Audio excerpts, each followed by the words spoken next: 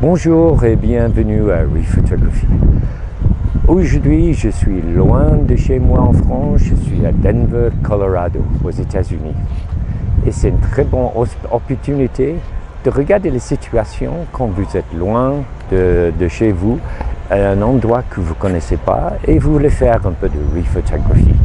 Comment faire pour trouver les endroits et pour trouver les images à refaire. Alors, aujourd'hui, je vais tout expliquer. Allons-y. Alors, quand je visite un endroit que je ne connais pas, la première étape, je commence avec Facebook. Et je cherche pour les groupes qui connectent, qui habitent dans cet endroit, dans cette ville. Et je vais essayer de joindre les groupes et je contacte les gens dans le groupe et je pose les questions, quel bâtiment existe, est-ce qu'il y a des rapports. Et très souvent, je trouve que les gens sont tout à fait prêts à m'aider, à soit partager les images ou indiquer les endroits, ils indiquent les rapports ou avec qui je dois contacter, avec qui je dois parler pour obtenir cette information. Et bien sûr, on ne peut pas ignorer Google. Et ici, quand je fais une recherche sur Denver Historic Buildings, je vais trouver pas mal de rapports qui indiquent les bâtiments, les dates de construction, etc. Mais aussi, très souvent, il y aura une carte qui indique la position, l'endroit pour ce bâtiment. Alors, grâce à un contact sur Facebook, ils m'ont dit que je dois contacter Denver Public Library. Alors ça, j'ai fait et c'était vraiment excellent à vie. Ils m'ont beaucoup aidé avec les bâtiments disponibles dans la ville, mais aussi ils avaient dit qu'ils ont une grande archive des cartes postales, des photos. Et quand j'ai fait une recherche, j'ai trouvé qu'ils avaient plus que 90 000 images disponibles, qui est super.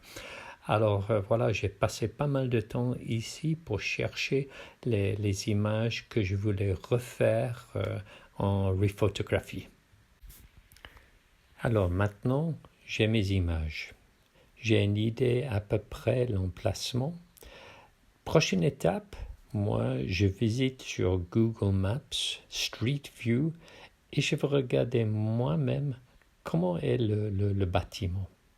Un des endroits que j'ai trouvé à Denver où il y avait pas mal de bâtiments était à Larimer Street.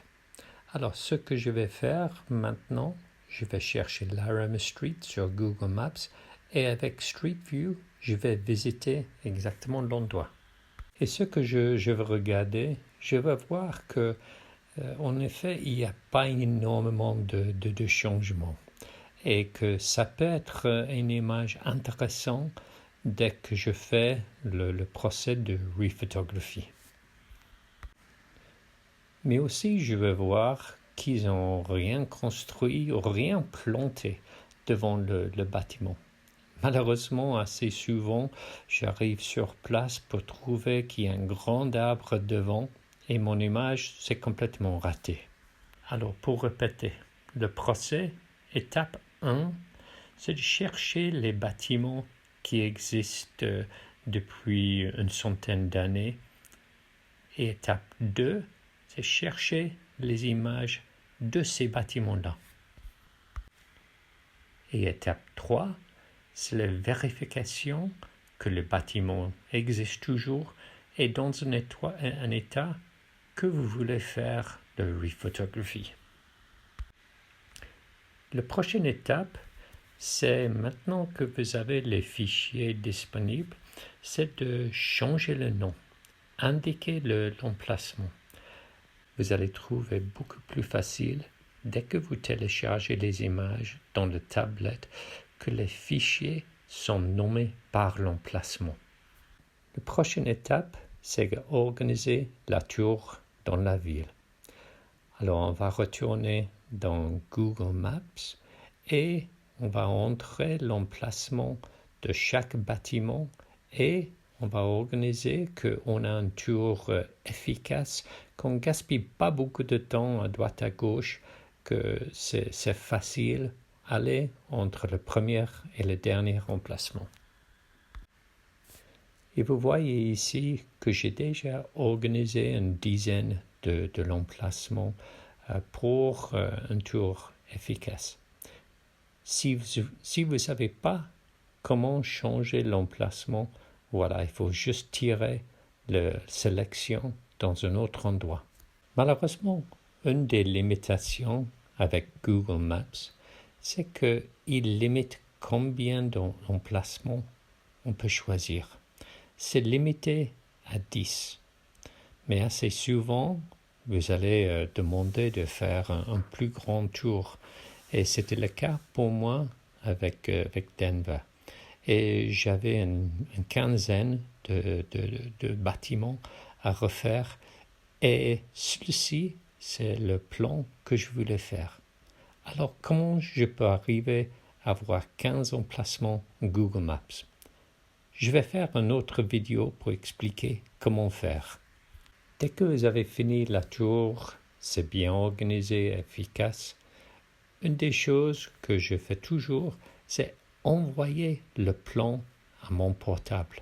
Parce que dès que je suis dans la ville, j'aurai vraiment besoin d'un système de navigation. Et c'est mon portable.